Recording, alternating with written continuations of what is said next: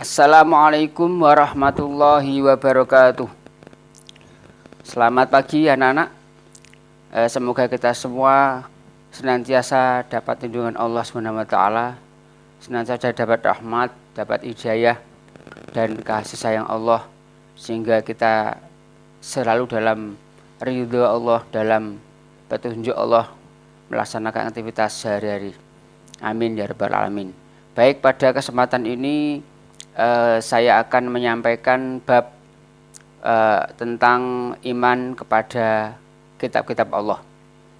Bisa dibuka bukunya masing-masing atau PDF-nya atau LKS dan sebagainya yang terkait dengan materi, sambil menyaksikan, memperhatikan apa yang saya sampaikan.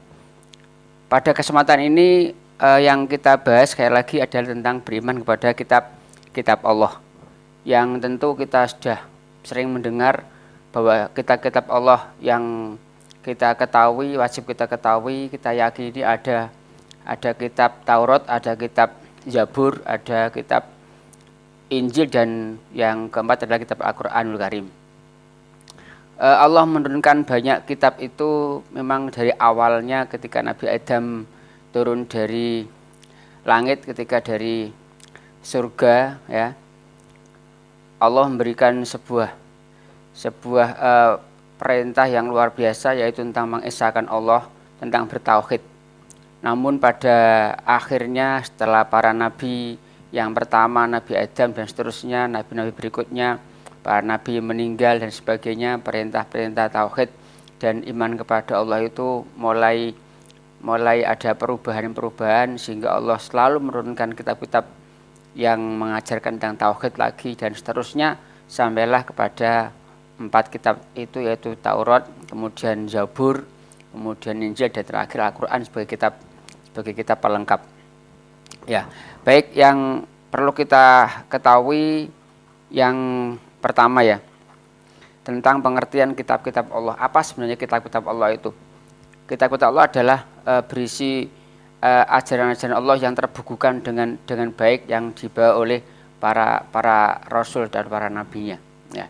Kalau kita beriman kepada kitab Allah, berarti kita meyakini sepenuh hati, ya, bahwasanya Allah benar-benar telah menurunkan kitabnya kepada para nabi dan rasul sebagai petunjuk, ya, sebagai ajaran dan berisi wahyu yang disampaikan kepada seluruh umat manusia.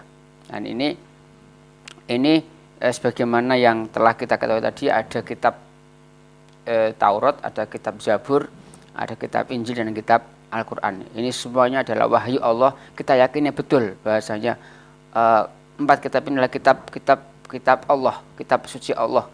Dengan sepenuh hati kita meyakini 4 kitab ini adalah kitab yang berisi wahyu Allah, yang berisi ajaran-ajaran untuk beriman kepada Allah Subhanahu wa taala. Allah berfirman di dalam surat Al-Maidah ayat 48. Bismillahirrahmanirrahim. Wa anzalna ilaikal kitaba bil haqqi musaddiqan lima baina yadayhi minal kitab wa muhaiminan alaihi fahkum bainahum bima anzalallahu wa la tattabi' ahwa'ahum amma ja'aka minal haqq. Dan kami telah menurunkan Al-Quran kepadamu Muhammad dengan membaca kebenaran, yang membenarkan kitab-kitab yang diturunkan sebelumnya dan menjaganya. Maka putuskanlah perkara mereka menurut apa yang diturunkan Allah, dan janganlah engkau mengikuti keinginan mereka dengan meninggalkan kebenaran yang telah datang kepadamu. Ini menunjukkan bahwasanya Al-Quran memberikan isyarat, memberikan petunjuk, mengingatkan kita bahwasanya kita harus yakin apa yang telah diturunkan oleh Allah, tidak hanya Al-Quran tapi juga kitab-kitab lain yang sebelumnya, yaitu kitab Taurat, kitab Zabur, kitab Injil, dan kitab Al-Quran. Sebenarnya dalam pengertian kitab ini ada pengertian lain yang terkait dengan wahyu-wahyu Allah atau perintah-perintah Allah atau ajaran Allah yang diturunkan kepada para nabi dan rasul. Itu namanya suhuf. Perbedaan apa? Apa perbedaannya kitab dan suhuf? Kalau kitab itu yang berisi wahyu Allah, saya katakan yang sudah terbukukan, yang sudah berbentuk sebuah kitab atau buku, ya, yang disampaikan oleh Allah kepada para rasulnya. Kemudian isinya telah lebih lengkap, lebih banyak di situ. Tapi kalau suhuf itu masih berupa lembaran-lembaran dan isinya sangat-sangat simpel sekali. Seperti Allah berfirman dalam Al-Qur'an surat Al-A'la ayat 19. Bismillahirrahmanirrahim. Inna hadza la fis suhufil ula suhufi Ibrahim wa Musa. Sesungguhnya ini terdapat dalam kitab-kitab yang dahulu, yaitu suhuf-suhuf atau lembaran-lembaran yang diturunkan kepada Nabi Ibrahim dan Nabi Musa. Anak sekalian yang berbahagia, bahwasanya yang perlu kita ketahui lagi, yang paling penting dalam pelajaran ini adalah kitab-kitab Allah yang 4 itu. Yang pertama kitab Zabur, maaf kitab Taurat ya, kitab Taurat. Kitab Taurat berasal dari kata dari bahasa Ibrani, yaitu instruksi ya. Salah satu kitab suci yang diwahyukan oleh Allah kepada Nabi Musa untuk menjadi petunjuk dan bimbingan bagi Nabi Musa dan para umatnya, terutama umat Nabi Musa yaitu Bani Israel ya. Allah berfirman, Bismillahirrahmanirrahim, wa ataina Musal kitaba wa ja'alnahu li bani Israila alla tattakhidhu min duni wakila. Dan kami berikan kepada Musa kitab Taurat dan kami jadikan sebagai petunjuk bagi Bani Israel, janganlah kamu mengambil pelindung selain Allah. Surat Al-Isra ayat 2. Ini merupakan kitab yang barangkali berisi yang terkenal dengan isinya yang berjumlah 10 ya 10 perintah ya, 10 commandment atau 10 firman yang diterima oleh Nabi Musa di bukit Tursina ya, di Gunung Sinai ya, yang berisi tentang 10 perintah. Ada hormati dan cintai Allah, sebutkan nama Allah dengan hormat ya, yang memuliakan asma Allah, kemudian kuduskan hari Tuhan, hari Sabtu, hormati ibu bapakmu, jangan membunuh, jangan mencuri, jangan berdusta dan sebagainya. Ini dikenal dengan sebutan 10 commandment. Kemudian yang kedua adalah kitab Zabur. Kitab Zabur dari kata Zabara Yasburu, Zabur atau Zabur itu yang berarti menulis ya, kitab yang tertulis ya, maksudnya itu ya yang tertulis dengan baik. Namun dalam istilah lain dikenal dengan sebutan mazmur, yaitu jamak dari mazamir dengan sebutan mazmur ya. Mazmur bahasa Ibrani ini adalah mizmar, nyanyian rohani. Jadi kitab Zabur ini banyak berisi tentang nyanyian itu bukan nyanyian yang tak ada gunanya atau nyanyian yang tidak baik, apalagi tidak baik, tapi nyanyian yang berisi pujian-pujian kepada Allah Subhanahu wa taala ya. Kemudian kitab Injil yang ketiga, kitab Injil, kitab yang diwahyukan oleh Allah kepada Nabi Isa alaihissalam. Ini berisi tentang tidak menyekutukan Allah, berisi tentang perintah-perintah Allah agar mengesahkan Allah ya. Kemudian berisi tentang, di situ ada diantaranya ada tanda-tanda tentang turunnya Nabi Muhammad sebagai Khatamul Anbiya wal Mursalin, sebagai nabi terakhir, nabi penutup ya di situ. Namun pada akhirnya kitab Injil yang merupakan kitab dari Allah Subhanahu wa taala ini mengalami perubahan karena telah ditulis oleh murid-muridnya yang itu diakui sebagai kitab Injil. Misalnya ada kitab Injil yang namanya Lukas, kemudian kitab Matias, kemudian dan sebagainya. Ini yang ditulis oleh Matius, Markus, Lukas ya dan sebagainya. Ini yang perlu kalian ketahui ya. Bismillahirrahmanirrahim. Ini disebutkan dalam Al-Qur'an, kitab Al-Qur'an surat Al-Hadid ayat 27. Bismillahirrahmanirrahim. Summa qaffayna ala atharihim birusulina wa qaffayna bi Isa bin Maryam wa atainahul Injil wa ja'alna fi qulubil ladzina tabauhu ra'fatan wa rahmah. Kemudian kami susulkan rasul-rasul kami mengikuti jejak mereka, dan kami usulkan pula Isa putra Maryam, dan kami berikan Injil kepadanya, dan kami jadikan rasa santun dan kasih sayang ada dalam hati orang-orang yang mengikutinya. Kemudian yang keempat adalah kitab Al-Quran, ya, Al-Quranul Karim, diturunkan oleh Allah melalui malaikat Jibril kepada Rasulullah Muhammad SAW yang berangsur-angsur selama 23 tahun kurang lebih. Salah satu qaul, ya, banyak pendapat, di antaranya adalah selama 23 tahun kurang lebih 22 tahun 2 bulan 22 hari. Ya, ini Pak persisnya. Berisi 6.666 ayat, ada yang mengatakan 6.236 ayat dan sebagainya. Ada 114 surat dan berjumlah 30 juz, ya. Ini luar biasa.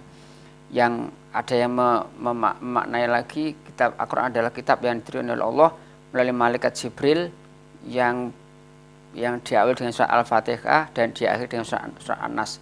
Membaca merupakan ibadah, ya, sebagai mukjizat bagi umat manusia. Ini kita bisa sedikit saksikan video tentang Al-Quran, ya, supaya kita lebih mantap lagi bisa disaksikan.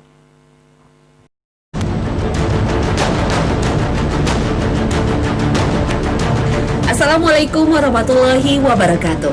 Selamat pagi pemirsa Trans 7. Hasanah Ensiklopedia Islam Dunia pagi ini kembali hadir ke hadapan Anda untuk berbagi wawasan keislaman dan saling berwasiat dalam kebajikan. Siapapun kita pasti ingin digolongkan sebagai orang-orang beriman.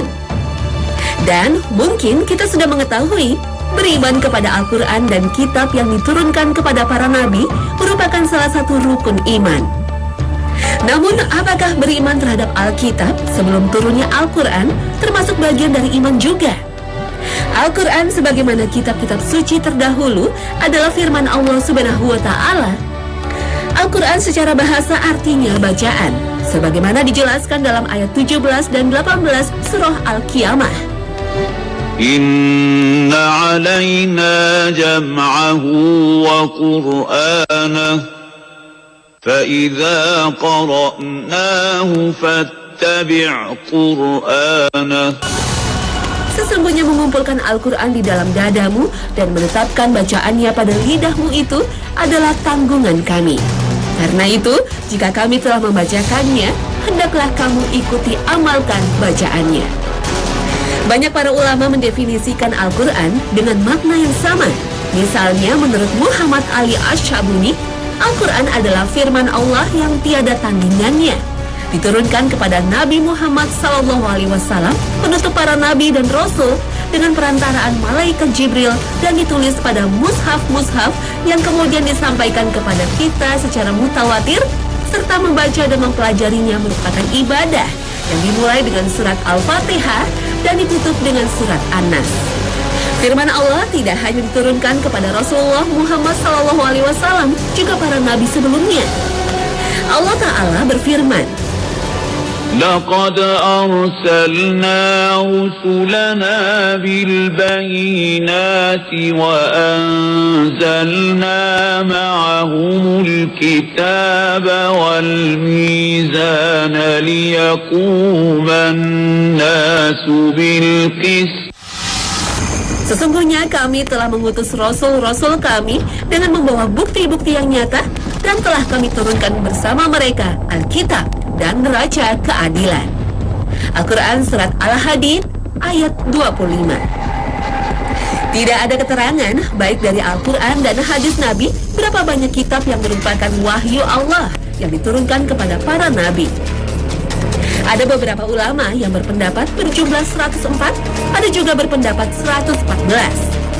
Kitab yang diturunkan Allah kepada Rasulnya, seperti yang diulas dalam Al-Quran, adalah kitab Taurat yang diturunkan kepada umat Nabi Musa alaihissalam, kitab Zabur kepada umat Nabi Daud alaihissalam, dan kitab Injil kepada umat Nabi Isa. Baik, selanjutnya tadi sudah kita saksikan video sekilas tentang Al-Quran. Baik, kita lanjutkan nama-nama lain Al-Quran. Al-Quran itu adalah salah satu nama kitab Allah yang terakhir diturunkan oleh Allah SWT kepada Rasulullah SAW yang punya nama lain, istilah lain, yaitu Al-Huda, sebagai petunjuk. Ya, memang sebagai petunjuk bagi manusia dalam menjalani kehidupan di dunia ya dan di akhirat. Bagaimana hidup yang baik, bagaimana punya orientasi kehidupan yang lebih baik, bahagia di dunia dan akhirat. Kemudian yang kedua adalah sebagai Al-Furqan, pembeda antara yang hak dan yang batil, bisa membedakan dengan Al-Quran. Manusia bisa membedakan mana yang baik dan mana yang buruk, mana yang benar dan mana yang salah dihindari, yang benar dilaksanakan dan seterusnya. Kemudian asyifa itu adalah sebagai obat. Jadi apa yang telah kita laksanakan, kita lalui hidup ini, ketika kita menjadi orang yang sakit ya, bingung dan sebagainya, kita bisa membaca Al-Quran, insya Allah hati kita menjadi tenang, bahagia, stabil, dan hidup menjadi lebih optimis.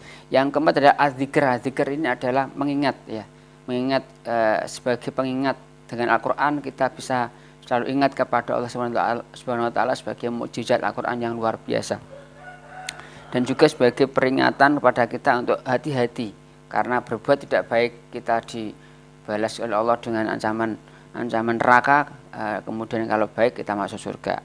Alkitab, kitab ini maksudnya adalah Quran sebagai wahyu Allah yang dibukukan dalam sebuah kitab Al-Quran yang sering kita baca sehari-hari.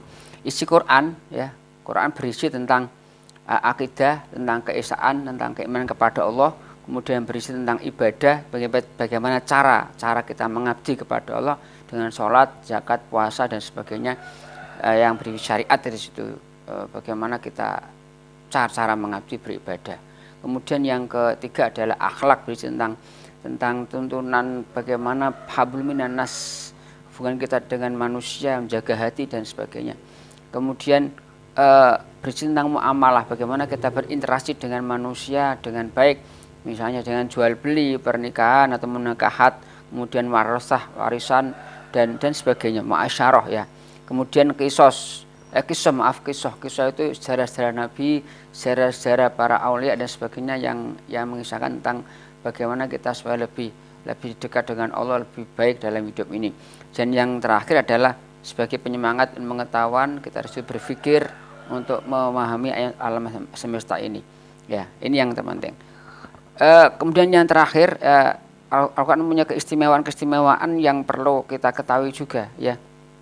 Sebagai petunjuk dan rahmat, sebagai informasi pada setiap umat tentang Nabi dan Rasul terdahulu. Kemudian Al-Quran sebagai kitab suci terakhir dan asli terjamin keasliannya. Quran tidak dapat ditertandingi oleh ide-ide manusia yang ingin menyimpangkannya. Dan belajar kitab merupakan sebuah ibadah. Ini istimewanya dengan kitab yang lain ya. Ini luar biasa. Kemudian supaya kita menjadi orang yang benar-benar diakui sebagai orang yang beriman kepada kitab-kitab Allah, terutama Al-Quran ya, kita ya meyakini sekarang sepenuh hati bahasanya Allah punya kitab-kitab yang luar biasa. Taurat, Zabur, Injil dan Al-Quran, di mana yang paling asli, yang paling terjaga keasliannya adalah Al-Quran. Yang lain sudah mengalami perubahan. Yang kedua, Al-Quran sudah dijaga kemurniannya. Ya, kita yakin ini asli, tidak ada yang bisa merubah sedikit pun. Ya, kita muliakan Quran itu. Kemudian yang ketiga, menjadi Quran sebagai petunjuk. Ya, semua permasalahan kembali ke Al-Quran. Ya. Kemudian yang keempat, berusaha untuk membaca setiap hari.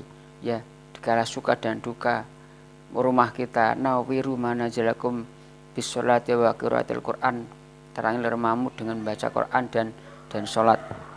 Kemudian yang terakhir adalah berusaha untuk mengamalkan isi Al-Quran dalam hidup sehari-hari. Ya, demikian saya sampaikan. Sebagai penutup, kita saksikan video berikut ini tentang iman kepada kitab suci Al-Quran. Silakan.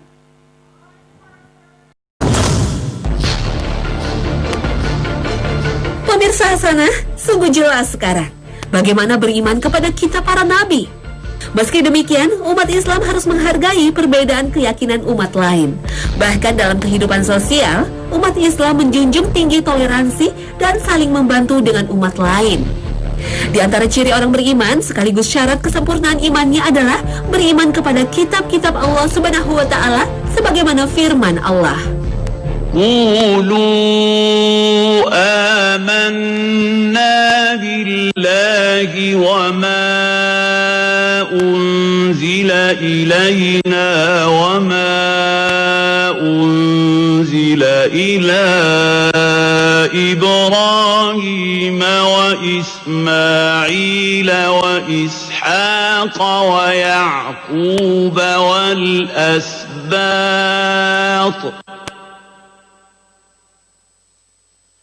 والأسباط وما أوتي موسى وعيسى وما أوتي النبيون من ربهم لا نفرق بين أحد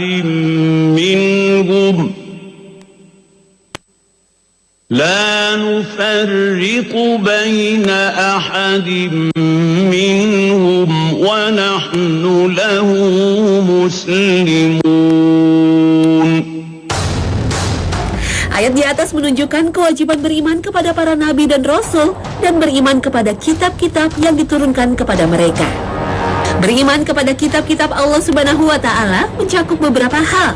Antara lain, mengimani bahwa kitab-kitab tersebut benar-benar turun dari sisi Allah Subhanahu wa Ta'ala. Kita wajib membenarkan berita-berita yang terdapat dalam kitab-kitab itu, seperti berita-berita dalam Al-Quran, tapi berita yang harus diimani adalah yang belum mengamali perubahan atau penyimpangan. Membenarkan kitab para nabi tak berarti mengamalkan hukum-hukumnya, karena telah dihapus dengan diturunkannya Al-Quran. Dan kami telah turunkan kepadamu Al-Quran dengan membawa kebenaran, membenarkan apa yang sebelumnya, yaitu kitab-kitab yang diturunkan sebelumnya, dan sebagai muhaimin terhadap kitab-kitab yang lain itu. Al-Quran Surat Al-Ma'idah ayat 48. Muhaimin dalam ayat ini bermakna sebagai hakim terhadap kitab-kitab terdahulu. Atas dasar inilah, tidak boleh mengamalkan hukum apapun yang terdapat dalam kitab-kitab terdahulu, kecuali jika dibenarkan dalam Al-Quran.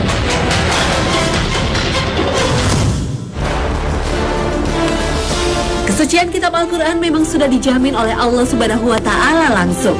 Bahkan Allah menantang kepada siapapun untuk bisa mengubah isi dari kandungan Al-Quran, baik manusia maupun makhluk jin. Lewat firman-Nya, Allah menjamin tidak akan bisa merubah kitab suci umat Islam ini walau satu ayat pun.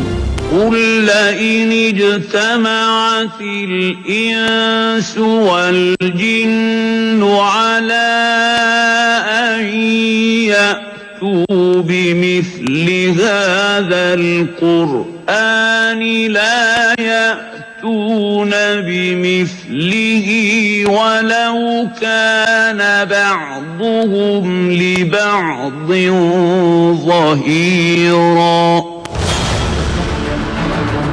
Beberapa akademis telah melakukan kajian terhadap Al-Quran. Namun intelektualitas mereka justru menggiring ke arah penyelewengan isi dan makna kitab suci ini. Di tahun 1847, Vogel berupaya menggubah Al-Quran dengan cara menerbitkan indeks di Al-Quran. Dalam Al-Quran cetakan Vogel mencampur adukan sistem bacaan dan memilih satu qiraat tanpa pertimbangan.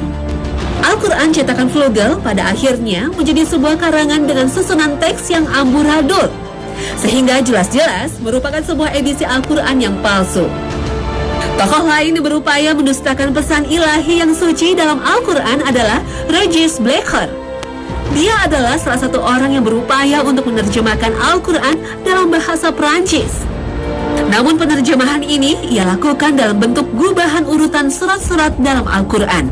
Bahkan yang lebih celaka, ia menambahkan 2 ayat fiktif dalam teks Al-Quran. Salah satu ayat fiktif yang Blecher tambahkan adalah sebuah cerita palsu yang menerangkan bahwa setan yang memberi wahyu kepada Nabi Muhammad SAW yang tampaknya tidak dapat membedakan antara kalam Allah Subhanahu wa Ta'ala dan ucapan mantra-mantra orang kafir. Nauzubillah min dzalik. Terima kasih telah menyaksikan video yang saya tampilkan barusan ini ya. Semoga bermanfaat dan saya mohon maaf bila ada kesalahan, kekurangan, dan semoga kita senantiasa tetap beriman kepada Al-Quran, percaya sebagai hamba-hamba Allah yang beriman. Amin ya rabbal alamin. Akhirul kalam, wallahu muwaffiq ila aqwamit thoriq. Wassalamualaikum warahmatullahi wabarakatuh.